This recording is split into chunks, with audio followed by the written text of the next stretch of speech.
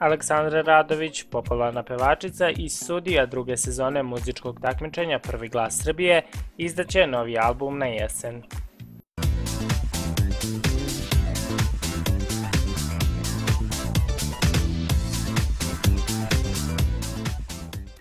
Aleksandra Radović ovih dana radi punom parom kako bi završila svoj novi studijski album, a koji bi trebao da se pojavi ove jeseni.